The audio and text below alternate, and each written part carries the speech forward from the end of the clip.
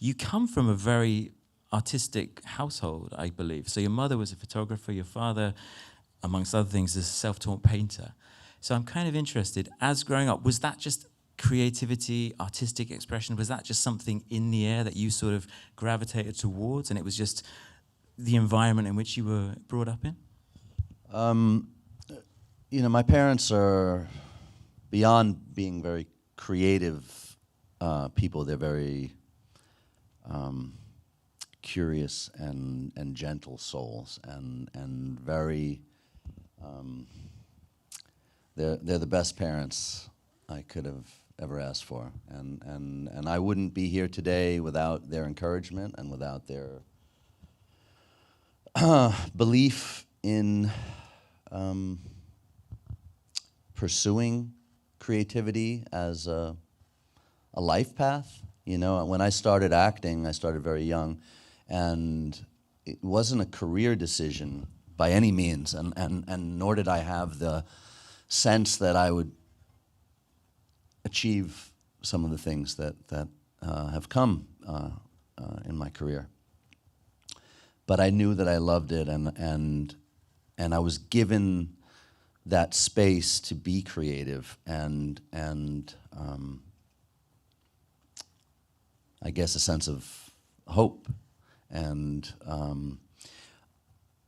I don't want to digress too much, but I went, you know, I knew a lot of creative people growing up, and a lot of them didn't have that level of encouragement, and they weren't able to pursue those passions. So I think part of what I love about being here at the Red Sea Film Festival is how much it is supporting and opening up an awareness to your ability to create,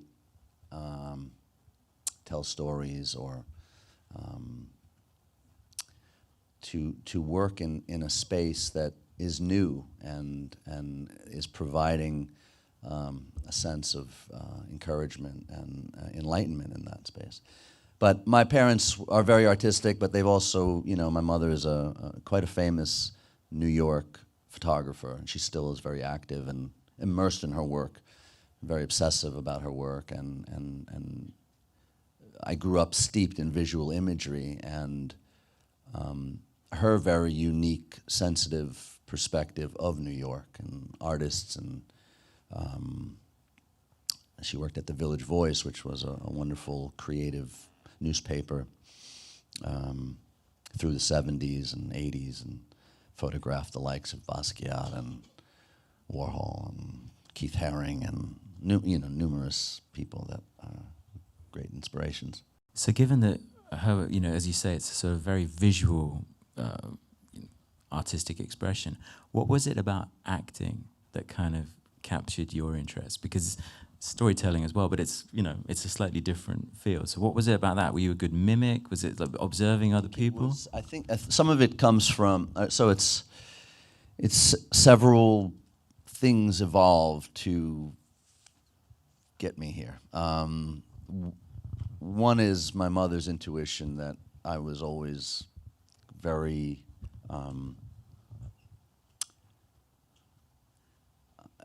it wasn't about mimicry. It was about a curiosity and absorbing. New York is full of the most interesting people. I mean, it's such a diverse place. That's what's so unique about that place. And every kind of person and every cultural, religious, socioeconomic background, and you're all in constant proximity, close proximity, and so many wonderful characters, you know. So much of any of the work that I've done, I often say I went to art school and I took 4 trains each way. I grew up in Queens, and the journey to and from art school gave me the best education, both in character and the nuances of and humanity and graffiti, and that has led to an understanding of an aesthetic and a style that's deeply influenced my work as a visual artist. And you were very young, right, when you first started, I don't know, really professional roles or roles on, in the theatre. So at that stage, was it just fun for you, or was it already with an eye to, I want to do this, seriously when I'm older? Well, I didn't answer, so there's a second part to that. Oh, Part, sorry, I second didn't, part, I'm sorry, part two, you part reminded two. me, but Yeah. I'm a little jet lagged, and I'm very jet lagged. But my mother had an assignment to photograph an acting school when I was very young called the American Academy of Dramatic Arts, which is a prestigious acting school, and they had a program for young people. And so perhaps had she not had that assignment and did not have that, her intuition to say that, she came home and was like, you do what these kids are doing all day. and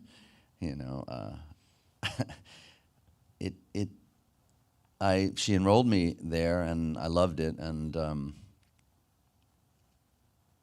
when you're young, I think that's another key factor, and a key factor to, I think when you're young, just prior to adolescence, you also have a freedom that unfortunately we lose as we are conditioned by society and our own metamorphosis from childhood into teenage years, where there's a lot of kind of awkward changes and hormonal shifts, and everything changes, and you become more self-aware. And I think the enemy of being an actor is to be self-conscious, and the key is to work to separate yourself from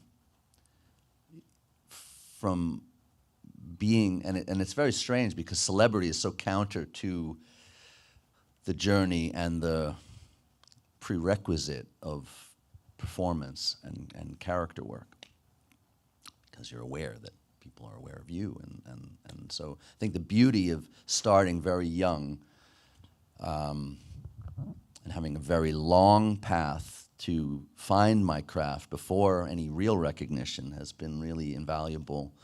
And but it started from my mother basically having an assignment. So thank goodness she had that job. My understanding is you actually applied, so the Fiorello H. LaGuardia High School, which if people has anyone seen Fame? Fame? That's the high school. Yeah, it's been a while. So there was a show in a long time. Yeah. Cool, yeah. Great show.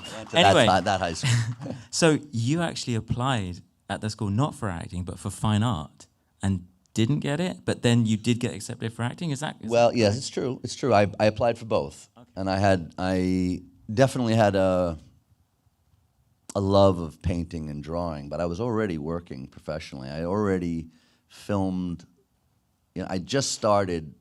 I'd taken courses prior to going to performing arts, and had done theater off Broadway in New York, and miraculously booked the lead role of a public television movie where I played an orphan in the 1800s, shipped off for adoption into the Midwest, which really chronicled the journey of a lot of immigrant children who came to the U.S., and they were essentially taken in by farm families and given a home, and they instilled their religious beliefs, but they put them to work. They were kind of taken from, but they were given shelter and a life, and that's how life evolved. And so it's interesting. I learned a great deal about that at a very young age. But I had already done that work before applying, so I did have more experience to show. But it's an interesting moment in my life because I do paint today very, very passionately and seriously, and for many years I didn't paint, and I always looked at, I think, the rejection of the fact that someone who is an authority on art didn't feel that I was worthy to be accepted to study that kind of interfered with my own confidence in that. And I think, you know, many people experience this in many ways in life. Validation, right? It's not validation. It's a lack of validation. No, yeah, from the acting side. Yeah. I mean, this is maybe an impossible question, but had you been accepted for both programs, do you know which one you've taken? No, it's a great question, because I've told that anecdote about my life, but I've never indicated what the choice would be. But like I said, I was already, you know, acting is a remarkable thing. It's a discovery, and it's something that it still enriches my life. And I'm a very curious person. I never really loved to study in school, but I have no problem studying when it comes to my work and immersing myself and doing whatever it takes to understand more about people. And it has taught me, I like to think of myself as a genuinely empathetic person, but I think the process and the yearning to portray characters who have struggles that are greater and different from my own, and have increased my understanding of those, has given me a great connection. And it's taken me out of a life. And New York is a wonderful place, and as I said, it's quite full of diversity. But I've really experienced the world, and even being here today is the result of my pursuits of being an actor and discovering a new land and new people and all these bright young people trying to achieve a similar dream as my own. And it just makes everything clearer in a way, and has just provided great, it's not a stable profession, because first of all, it's very competitive, and if you're fortunate to work, you work, and occasionally. But when you do work, it's full immersion, and then there's no routine prescribed. Like most jobs, you really have to stick with it, and acting, you kind of you go through these droughts inevitably, and especially if you're specific with the kind of material that speaks to you, you have to pass on. If you're, you know, you can't just accept work because there's work, and so those periods of space between them and the kind of intensity of work schedule on set is vastly different. I mean, you mentioned sort of, you know, people starting out, bright young things, and the precariousness of the profession. I think I first saw you on screen in the Steven Soderbergh film, King of the Hill, 93 maybe. And it's like, there's you, and I don't think I knew it was you at the time, only later, but then there's also like a very young Katherine Heigl and Lauryn Hill actually acting in tiny roles. And then as the 90s go on, I start to see you crop up, you know, in bigger parts, Thin Red Line, Summer of Sam, and actually go, that's the same guy, which blew my mind. But as that's all kind of happening, your journey sort of beginning, when do you get a sense that there's a momentum growing, or is there a sense of, right, now that job is the significant, that's going to get me a bit more stability or get me to the next phase where I got more options? It was a wonderful time in my life. It was probably, you know, what you reference. I mean, it was also a very different time in the business. You know, the mid-90s on, you know, early 90s, they were making so many interesting independent films with auteur filmmakers, and these films would get proper theatrical releases. They, you know, I think there's a disconnect often with independent movies and being kind of not worthy of the marketing costs, or they're too specific of a film to reach a wide enough audience, and Distributors don't want to invest enough into making it available to you, and that's why you see, you know, big blockbuster movies in your theater more often than finding an interesting film that'll find its way. But at that time, it was very common to, you know, European films, French films, Italian films playing in theaters in New York, and all these American independent filmmakers had a platform that and a real audience.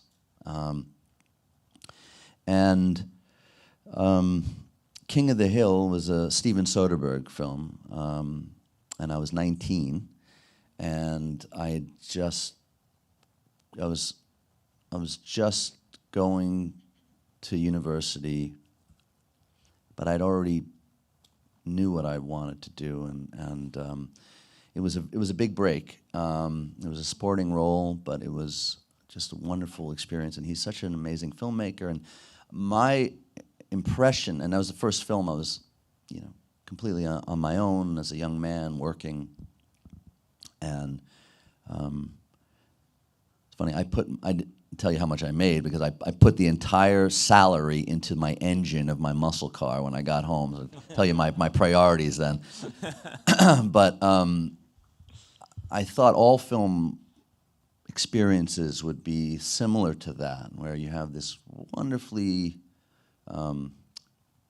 intelligent and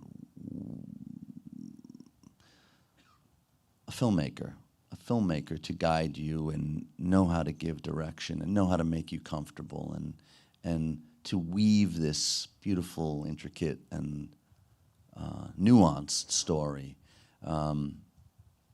It really set the bar quite high. But I was very fortunate through those years, and I think, you know, work begets work. So if a filmmaker that is revered by other filmmakers of note makes a film, they probably see it, and then if you are well received in that film, it will usually give you opportunities to work with other people that you also admire. And so that was a really special time. I worked with Barry Levinson and Spike Lee and Ken Loach, and I was a working actor. You know, it was it was a really wonderful time. It was a very pure time, and I was fortunately just kind of paving the way and finding interesting characters that were very different from previous work, and it was very exciting. I mean, you talk about work ethic. I mean, you put yourself through, or I guess the role demanded that an actor put themselves through some serious soul searching, and also just the practical side of learning the piano. Did you play piano at all before, or you learned specifically for the film? I didn't know how to play piano. I had taken some lessons when I was younger, but I love music, but I like I said, I'm terrible. Never practiced, and I remember my piano teacher had very veiny hands, and I was young, and I would look at her hands, and I was afraid that if I kept practicing, I would start developing weird veins, and so it kind of intimidated me. But I had to play portions of Chopin's Ballade, and a nocturne. They were essential in the storytelling, and so I took a 2-hour piano lesson every day, and then practiced for another 2 hours intermittently throughout the day. Because I can't read music, I would learn a piece, and then I would memorize that section and append what I learned that day to the previous day's work, and build upon that. And I ended up being able to play, not quite knowing how, minutes of the piece. And it was a really it guided so much more than what I had anticipated. I did it for the technical need that I'm playing a pianist to have the ability to shoot me playing. But then what it taught me and the insight it gave me with the language of music and the emotion and how it varied so much with how each performance of that piece. And how it soothed the hunger I was experiencing doing another aspect of preparation, which was to have a severe weight shift for the character because he's starving and lives a great period of time without food during World War II, and you can't act that, right? And there's also a need to give that understanding or earn that understanding, a degree of I unfortunately did not know hunger on that level, and that also informed so much for my portrayal of that character. And this horrible fact of life for so many people that exists today, you know. Lack of food, lack of shelter, lack of, you know, freedom to practice their religion, any of these things that we take for granted on a daily basis. Yeah. I mean, you mentioned all those really, you know, significant directors, and as you say, you're a working actor, sort of establishing yourself. I guess the big change comes with The Pianist, just in terms of your profile and what happened with that movie. Yeah, I mean, phenomenal performance. And we'll talk about the Oscar stuff in a sec. But how did that come about? I mean, do you know how Polanski? Sure, I know how it came out. No. I mean, but okay, tell us how did that kind of go? Because that it's such like there was a lot of supporting roles, and then it's your film effectively. So I'm just fascinated in the shift from one to the other. Yeah, that's a miracle. You know, luck is where preparation meets opportunity. And I was lucky. And I had done a film with a French filmmaker. And I actually had a blockbuster movie with a very small part that was offered to me with very influential people that my representatives wanted me to take and to pull out of this other French film. But I'd already committed to this movie, and I liked it. And I was playing a war photojournalist, so I knew some war photographers growing up through my mother. And we delved into the kind of horrors of chronicling the horrors of war in a battle, most specifically in the Balkan region in Vukovar, and there was a lot of suffering, and I remained committed to it. And I did this film, and I loved the experience. I worked with Brendan Gleeson, who's an amazing actor. I worked with Andy McDowell, who was the lead of the film, and Elias Koteas, who's another wonderful actor. And we made a film outside of Prague, and it was a small movie. And I then had another film that had me shooting in France, and the DP, the assistant director, first assistant director, had worked with Roman on another film, and had mentioned to him that he should see me.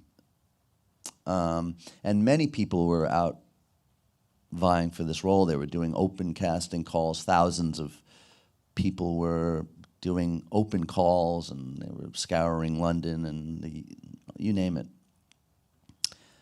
to find the man to portray Vladislav Spielman, which was the film is basically his memoirs, and then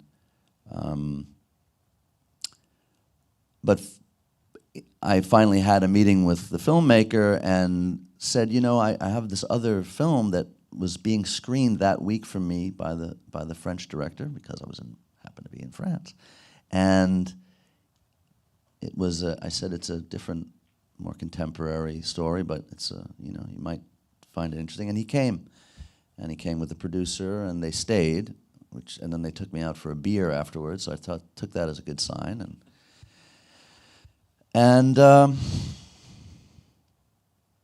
I think that was a huge help. I think first of all, having worked with somebody in a professional sense who could vouch for my work ethic helped immensely. It's not just a call from my representative saying, please see my client. And I had a work that was right there with me, right there, and it helped.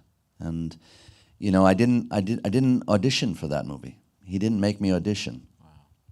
And it was the hardest role to date, and it was the most challenging role. Okay, staying with the same film, but a slightly lighter mode, hopefully. You know, I should just do a few comedies.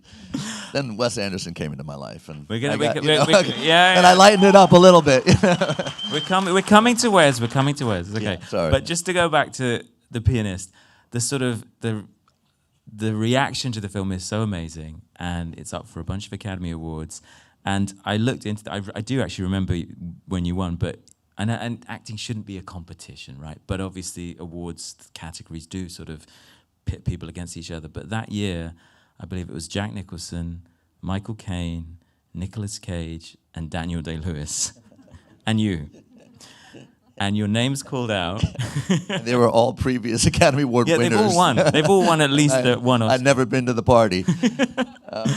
So, I mean, just maybe briefly, but what are your memories now of that night, that experience? Because I think your parents were with you as well, right? So, I mean, it's a huge moment in an actor's life, whether one, you know, buys into the sort of hoopla of Oscars and stuff. It's just a huge moment.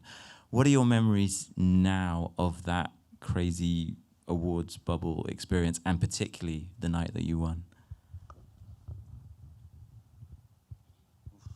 It was obviously very surreal. You know, I'd been acting, and I mentioned it in my acceptance speech, and my father had told me, you know, it takes 15 years to be an overnight success. And I was like, it took me 17 years, so here I am. It's a little slow. What kept you? But to so many people, it was the first real introduction to me, because I hadn't seen any of that work that had gotten me there. But I'd not done anything where that had come into the equation. All of a sudden, there was all this attention and all of this responsibility as well. I did a 6-month press tour. The Pianist was a 6-month filming process, which is unusual in and of itself. Most films are far less time allocated to making of a movie. But you know, I pretty much single-handedly was sent out to do Q&As and speak, and I was quite young. I was 27 when I made the film, and then 29 by the time it was released at that point. But I mean, to share that experience with the greatest actors, and who were very welcoming and generous, and who I had such admiration for, and just to be in the conversation with them was so delicious, and I was so honored, and I had not won. I was nominated for every award of the season. So they precede the Academy Awards, or at least they did then. I think the schedule's kind of changed, but the Golden Globes, the BAFTA awards, the César Award, and I had not won any at this point. They all went to every other one of the nominees. So I didn't really have any expectation to win. I had the hope that, you know, there's potential, but. And then there were other complexities. There were a lot of complexities that evening, and I don't want to get too heavy, so I won't go down that path with you. But if we had many days to talk about it, you know. But it was a really remarkable thing, and I'm very grateful for that day. It's an incredible movie. It's an incredible performance. When you play a character in such a harrowing situation as that, I mean, I imagine, you know, for skilled actors like yourself, there are techniques to get you into certain emotional spaces.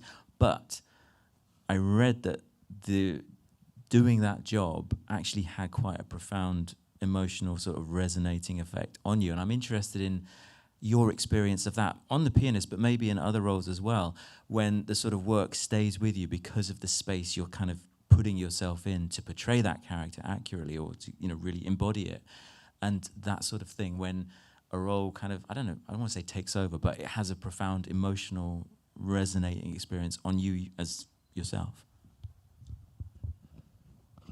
Yeah, it's it's a quandary because I don't consider myself particularly masochistic, but I find great pleasure in the work, in the immersion. And it's necessary. It really is necessary, at least for me. I've worked with actors who are just great actors. Like, they can act, and they can not like me, and the camera will be rolling, and they look like they love me. And I can't do that. I really can't do that well. So I do a lot of work to find that love, or to overcome obstacles that prevent me from finding that love, or to find that connection. And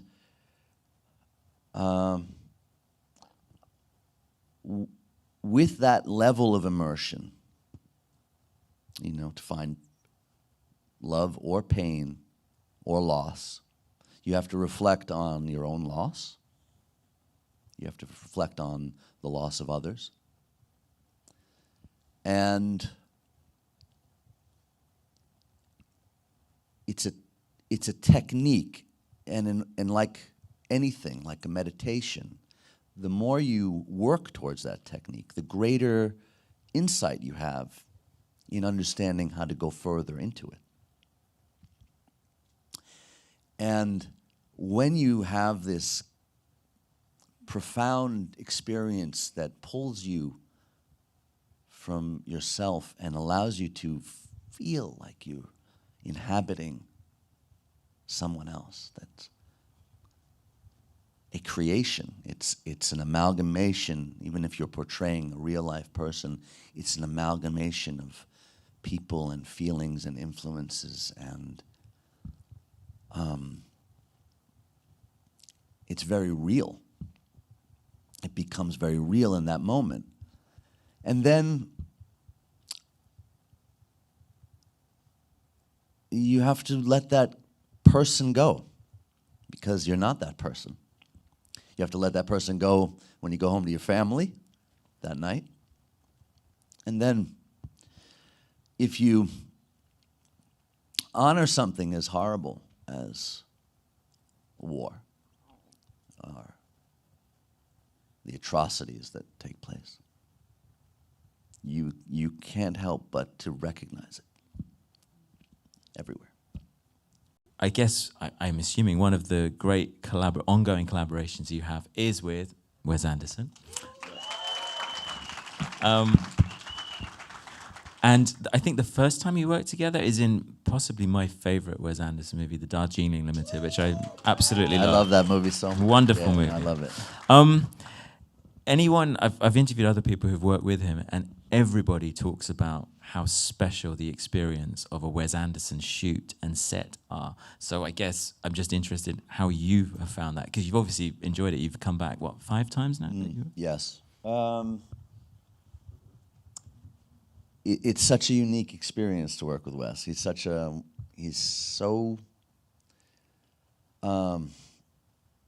he's brilliant, and he's got a specificity that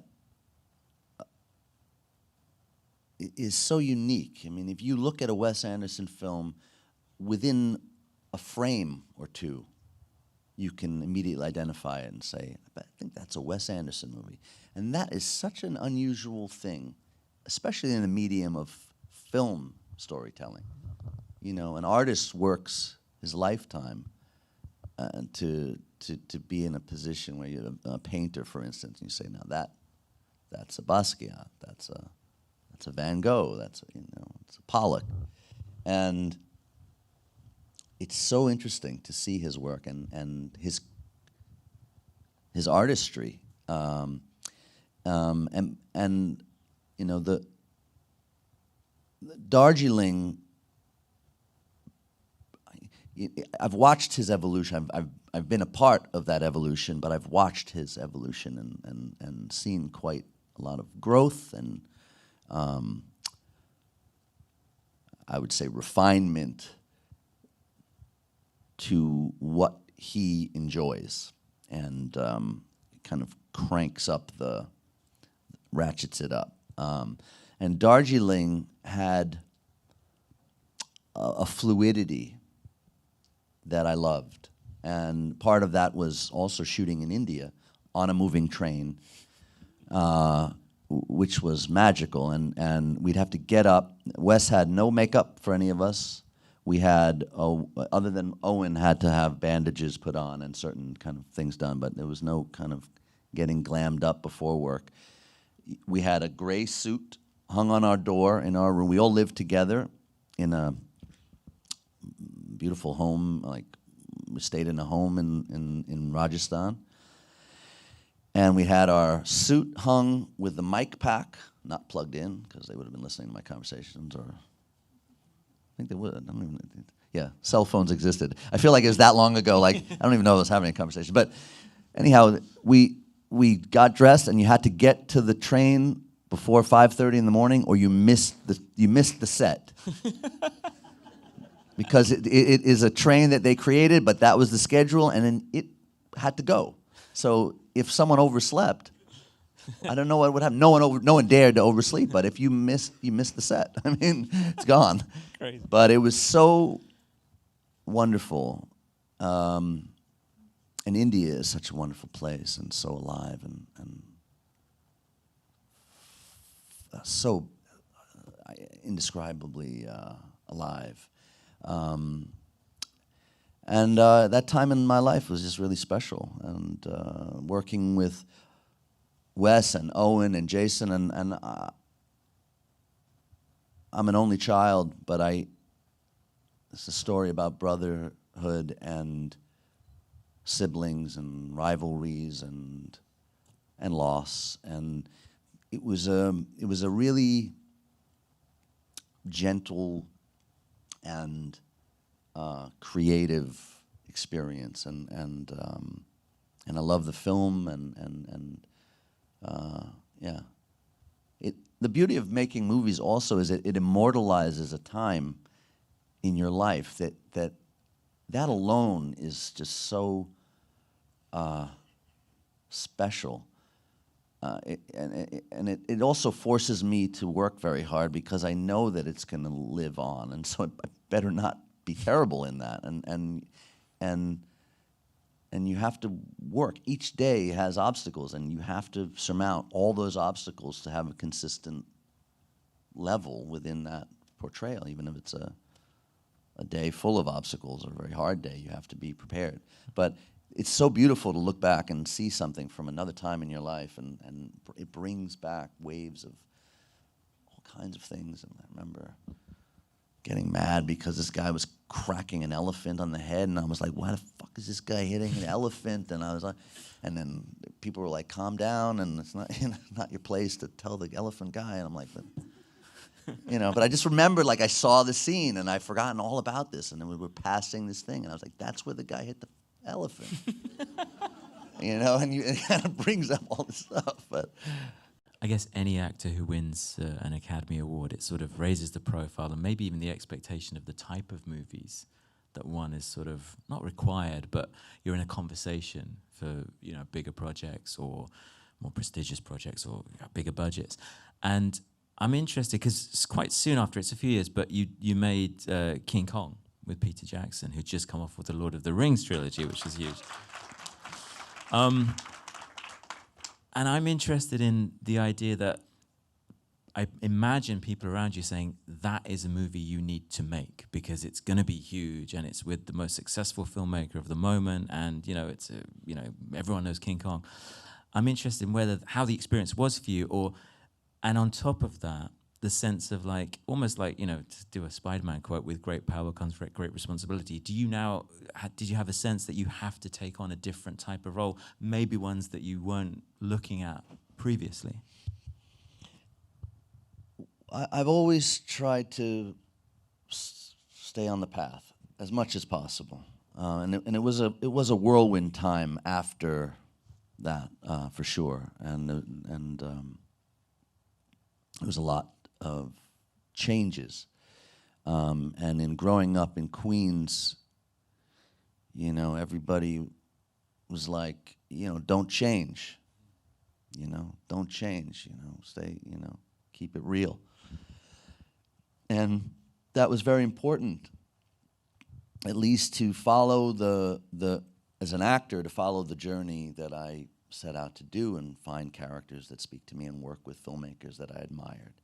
And even though at the time, King Kong was Universal's biggest movie, it was an enormous project.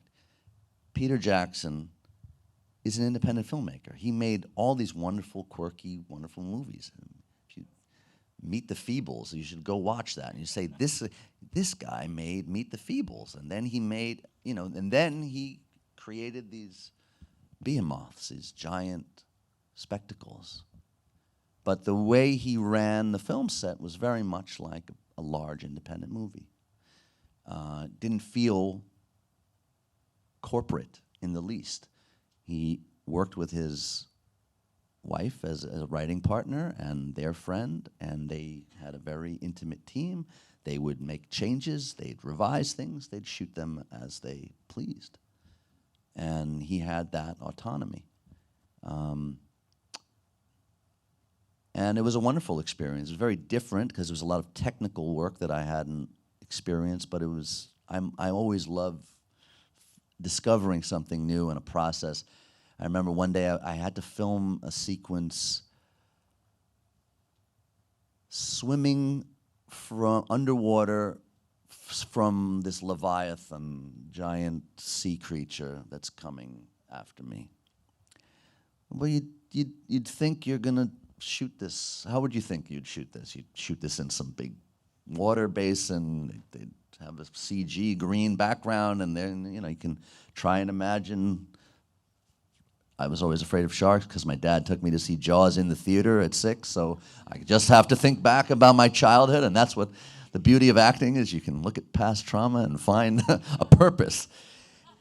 And what was more scary was I had to do this in front of a very big crew. I'd say as many people as you are in the audience had to watch me perform because everybody had a technical job to do, but they were all there. On a rope in a room, dry, with a fan on me. And the kind of work I had done up to that point is like, you know, quiet immersion, find it, you know, a space to create something. And here I was, and they shot it high speed to go slower, so I had to act fast because normal movements were too slow. I so hope the rushes of this are available somewhere. And this is not in Peter made a director's cut, so if you want to see that sequence, it's in the director's cut. So you can find a version of that. I know they sold it as a DVD then, but it's quite cool. It's pretty cool. I had an ammo pack on me, a giant box that had pulled me off the back of a rowboat, and I sunk down into the abyss. And then I'm trying to take it off, and as I try to take it off, I witness another sailor getting chomped by this thing. So I decide to keep it on and run on the basin of the floor. Which is a great action movie. I don't know who can do that. I'm still holding my breath, miraculously. And then this thing is coming, and I recognize it's coming, and I take it off and swim miraculously through this reeds, and it chomps after me. And it looks amazing, but it was very hard to do. Live through. I'm getting the director's You cut. gotta watch Oh, it, yeah, yeah. that's it. Yeah. Because I don't remember. That's not in the main movie. Since you mentioned the music, can you share with the people here? You were talking about how you layered some beats up when we were up there about the popcorn machine. Oh, yeah, well. I think we need to finish. Okay, I was telling him, I was like, it was an interesting thing because I said, like, we were talking about music, and he was asking me how I work with it. I sequence music. I did a movie near San Francisco in the Bay Area when I was 19 or 20. And I met some young guys who rapped and performed and made beats, as we call it. And they made sequence music. So hip-hop music is usually kind of done by looping, programming music, basically looping, and it's kind of, I said it was kind of like a collage. It's like you take samples, whether it's a drum sound, an actual drum sound, or any noise from city car horns or birds chirping, or in this case, I was saying I lived in this little apartment where I had my little beat lab set up, and I was making popcorn in a pan with a lid on it, and I liked the sound of the kernels hitting the aluminum lid of the pan. And so I put my microphone on my equipment, and I recorded the sound of this ping sound, and I played it. If you play it, you know, each note on a piano will slow it down. So if you play it an octave slower, you're just playing it 8 keys slower, an octave lower. If you played it higher, it would make that sound pitch up. And then I played it in reverse with a reverb, an octave slower, and it made this popcorn sound into this like bunko bunko bunko bunko bunko bunko. And I used that every 8 measures in a beat, like just to add a little flavor to a snare. And he thought it was so interesting. That was the sound I was waiting for. So I'm glad. I don't even know. I have so much music that's just lost because those days it was on a floppy disk, and I don't even know what you do with a floppy. I'm sure they're all corrupted now. They were in shoe boxes. I have years of my life making music that are kind of, it's corrupted. But I have made some music, and I still continue to make music. And if you've not seen the film Clean, or if you've seen the film, maybe you want to take a listen to it. I co-wrote a film that my production company put together, and I scored the film, and I had not really done anything cohesive with my music. I worked with a number of guys and done a bunch of hip-hop tracks, and you know, but beyond the completed songs that are kind of peppered throughout the movie, which are my work with musical artists on those works, there's all this film score. And you know, it came to me. I didn't make the movie with the intention of scoring the movie. My director wasn't really eager to have me score the movie. He had a different vision for the sound, which is fine. But as I was living this character, which was something that I had created, it was something that had been on my mind for a long time, and I make music. I either paint or I make beats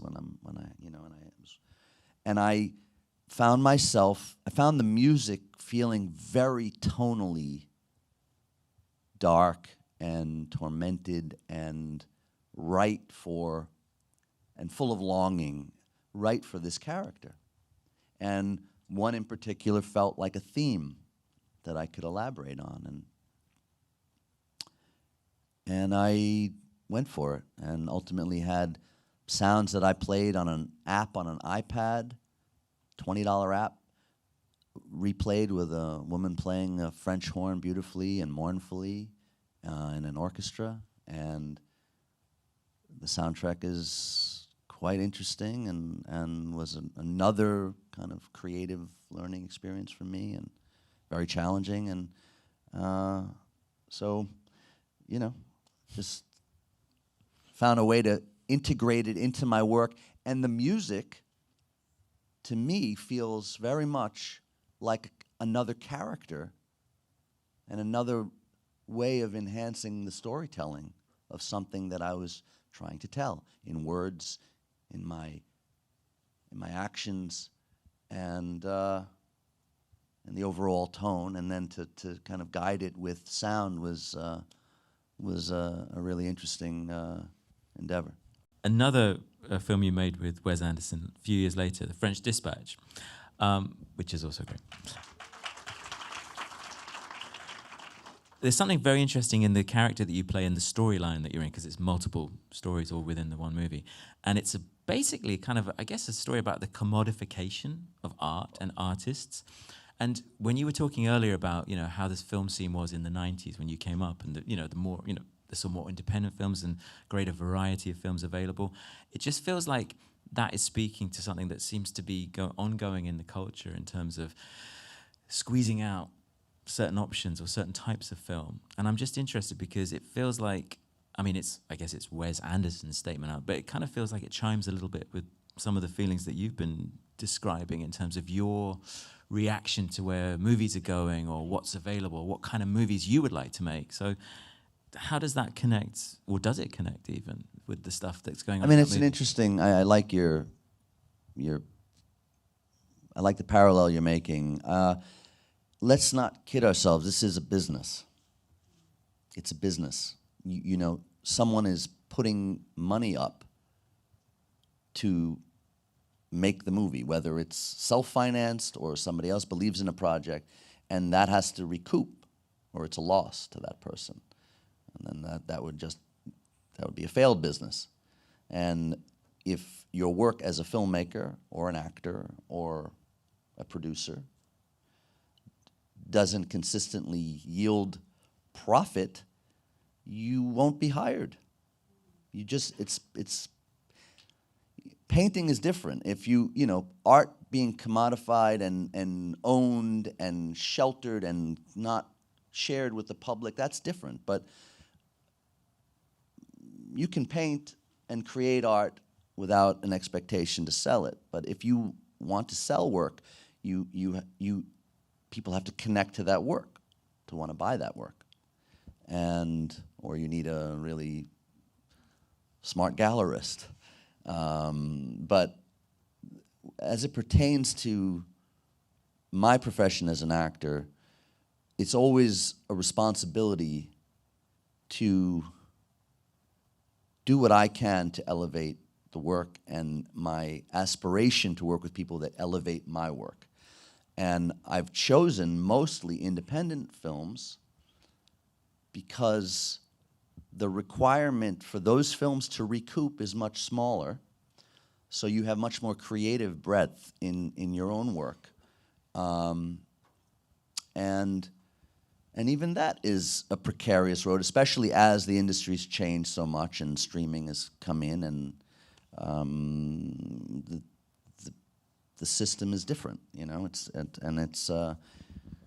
We're seeing how there's been a disconnect, and unfortunately there was a long protracted actors strike, and partially because things are very different, and the model has changed so much. But in general, I think it's important in my own pursuit to create something in an artistic way. You you can tell a story in a million different ways, and that's the beauty of storytelling. And you can interpret any situation in life in many different ways. You can take something very personal that someone said to you and be upset for the rest of the day. Or you can think about it and say, that person is having a hard day, and I wonder what those circumstances were that led that person to speak to me like that, and to feel for that person. And to maybe recognize maybe you deserved a little touch of that, and maybe the next time you engage with someone, you don't say it in that specific way, or you try to find an opportunity to clarify it. And if you work in this business, there are lots of opportunities to be creative. But sometimes you work with people who are not that creative, unfortunately, and that prohibits the space. And because this is a business, and because it is alluring, lots of people make content, and we see a lot of content, but that doesn't mean that it's well executed or thoughtfully concluded. And that's why I say you have to kind of pick and choose and do your best, and strive to make art, but recognize the structure of what you're creating in. It's film industry. Yes, that's right. It's an industry.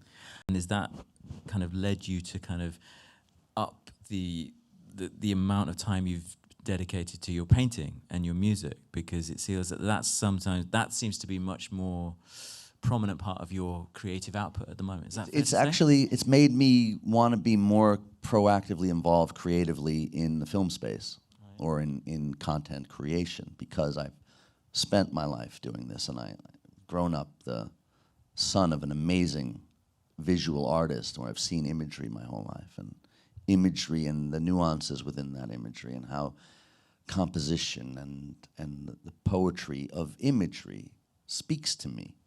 And I've worked with brilliant directors and been on set with them for much of my adult life. And so to be in a position to harness an education and an understanding of communication with actors and my own process, and you know, as an actor, you can be working with someone and you can help that person, but it's really not your position to say how to improve something. You might know how to help them, but it's not really, you know, it kind of invades the space. But if you're involved creatively, whether you've written it or you're producing it or you're directing it, that's your role. And it's not off-putting to hear it. So you're sharing something to help align everything to the space that you feel is most honest. And as you get older in life, that seems much more,